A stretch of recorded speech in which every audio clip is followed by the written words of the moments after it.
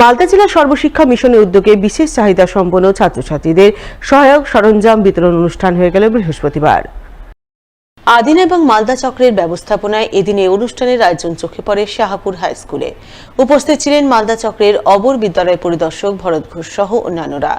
তারা এদিন সকলে মিলে দুটি চক্রের মোট ৬৫ জন ছাত্রছাত্রীর হাতে wheel chair, tricycle, commode chair, hearing machine সহ নানান ধরনের সহায়ক যন্ত্র তুলে দেন, যা পেয়ে বিশেষভাবে উপকৃত হয় বিশেষ চাহিদা সম্পন্ন ছাত্রছাত্রী সহ তাদের পরিবারবর্গ। মালদা ব্লকের মালদা চক্র এবং আদিনা চক্রের যেসব বিশেষ চাহিদা সম্পন্ন ছাত্রছাত্রী আছে তাদেরকে আমাদের চক্র থেকে তাদের সুবিধার্থে, চলাফেরার সুবিধার্থে কিছু ম্যাটেরিয়াল দেওয়া হচ্ছে।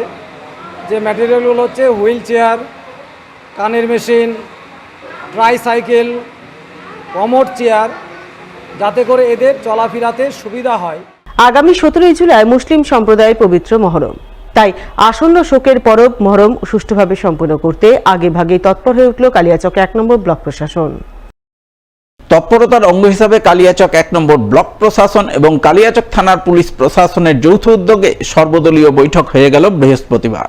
কালিয়াচক থানা প্রাঙ্গণে আয়োজিত এই বৈঠকে হাজির ছিলেন কালিয়াচক 1 নম্বর ব্লকের বিডিও সত্যজিৎ হালদার, থানার আইসি সুমন রায় চৌধুরী সহ অন্যান্য প্রশাসনিক আধিকারিকরা। এদিনের বৈঠকে বিভিন্ন রাজনৈতিক দলের প্রতিনিধি সহ মহরম কমিটির সদস্যরা অংশগ্রহণ করেন। তাদের নিয়ে বৈঠকে প্রশাসনিক আধিকারিকরা সুষ্ঠুভাবে মহরম সম্পন্ন করার বিষয়ে সরকারি নিয়মাবলী ও বিধিনিষেধের কথা তুলে ধরেন।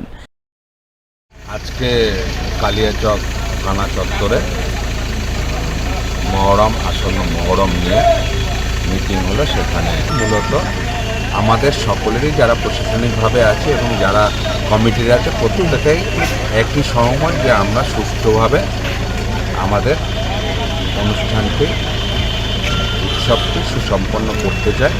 সেই কারণে ওনাদের যে সীমাবদ্ধতাগুলো আছে সেগুলো যেমন উনি জানালেন, কিছু প্রশাসনিক যে বিধিনিষেধ নিয়ম সেগুলোকে ওনাদের সঙ্গে আলোচনা করা হলো। সেক্ষেত্রে এটা সামগ্রিকভাবে সিদ্ধান্ত গ্রহণ করা হলো যে আগামী মহরমের দিন বিকাল 3টে থেকে 8টার মধ্যে আমাদের এই প্রোগ্রামটা চলবে। সেক্ষেত্রে হেলথ, পুলিশ প্রশাসন, ব্লক প্রশাসন আর জনপ্রতিনিধি সকলেই সামগ্রিকভাবে প্রোগ্রামটি সুষ্ঠুভাবে সম্পন্ন করার জন্য বার্তা একটা রাখলেন। আসন্ন মহরম ও উল্টো রথযাত্রা সুষ্ঠুভাবে সম্পন্ন করতে বৃহস্পতিবার প্রশাসনিক বৈঠক অনুষ্ঠিত হয় চাঁচল 1 নম্বর ব্লকেও। চাঁচল থানার উদ্যোগে বৈঠক অনুষ্ঠিত হয় থানার সিভিক ভলেন্টিয়ার ব্যারাকে। উপস্থিত ছিলেন জেলা পরিষদের সহকারী সভাধিপতি রফিকুল হোসেন, চাঁচল থানার আইসি পূর্ণেন্দু কুণ্ডু সহ বিভিন্ন রাজনৈতিক দলের প্রতিনিধিরা। ছিলেন বিভিন্ন মহরম ও রথযাত্রা কমিটির সদস্যরা। তারা সকলে মিলে আসন্ন উৎসব সুষ্ঠুভাবে সম্পন্ন করার বিষয়ে প্রশাসনিক বিধিনিষেধ নিয়ে আলোচনা করেন বলে জানা গেছে। আজকে চাঁচল থানায় আমাদের যেহেতু জনপ্রতিনিধি জেলা পরিষদ হিসাবে আমন্ত্রিত করেছিলেন আইসি সাহেব, সেখানে এসছি। যেহেতু 17 তারিখে মহরম আছে দশমী এবং 16 তারিখে আছে উল্টো রথযাত্রা, তো আমার জেলা পরিষদ হিসাবে একটাই বার্তা, যেহেতু দুটো উৎসব আমাদের একদিন পরপর পড়েছে এবং মহরমের 7মি থেকে স্টার্ট হয়ে যায়, তাই আমি একটাই কথা বলতে চাই যে শান্তি শৃঙ্খলাভাবে আমাদের চাঁচলের সম্প্রীতিকে ধরে রাখতে হবে এবং আগেও যেভাবে আমরা এই প্রোগ্রামগুলো একসাথে করেছি, কিছুদিন আগে কিন্তু আমাদের দুর্গাপূজার মহরম একসাথে পড়েছিল, সেটাও কিন্তু আমরা শান্তি শৃঙ্খলাভাবে করেছি এবং প্রশাসনের কাছে একটা রিকোয়েস্ট থাকবে এবং সেখানেও আমি মিটিংয়েও বললাম যাতে যেগুলো সেন্সিটিভ এলাকা আছে সেখানে যাতে প্রশাসনে আরও বেশি জোরদার করা হয়, সেটাই আশা রাখব। মালদার চাঁচলের গর্ব উদীয়মান ক্রিকেটার ইয়াজউদ্দিনের বাড়ি গিয়ে তাকে সংবর্ধনা শুভেচ্ছা জানালেন চাঁচল থানার আইসি পূর্ণেন্দু কুণ্ডু। উল্লেখ্য, ইয়াজউদ্দিনের বাড়ি চাঁচলের নজরুল পল্লীতে। বাবা আজিমউদ্দিন এক সামান্য সবজি বিক্রেতা, মা হুসনেরা বেগম সাধারণ গৃহবধূ। দারিদ্র তাদের নিত্যসঙ্গী। এই পরিবারের ছেলে ইয়াজউদ্দিন বর্তমানে চাঁচল সিদ্ধেশ্বরী ইনস্টিটিউটে দ্বাদশ শ্রেণীতে পড়াশোনা করে। পাশাপাশি সে চাঁচল ক্রিকেট একাডেমির প্রশিক্ষক রাজেশ দাসের কাছে ক্রিকেটের অনুশীলন চালিয়ে যাচ্ছে। আর এই অনুশীলনের মাধ্যমেই বর্তমানে ইয়াজউদ্দিন পূর্ব রেলের ক্রিকেট দলে খেলার সুযোগ পায়। পাশাপাশি অনূর্ধ্ব-19 বাংলা ক্রিকেট দলের সম্ভাব্য তালিকাতেও তার নাম উঠে আসে। এই খুশির খবর সম্প্রতি সবার খবরে সম্প্রচারিত হতেই নেট মাধ্যমে ব্যাপক সাড়া পড়ে যায়। আর এই খবর জানতে পেরেই বুধবার সন্ধ্যায় চাঁচলের নজরুল পল্লীতে ছুটে যান চাঁচল থানার আইসি পূর্ণেন্দু কুণ্ডু।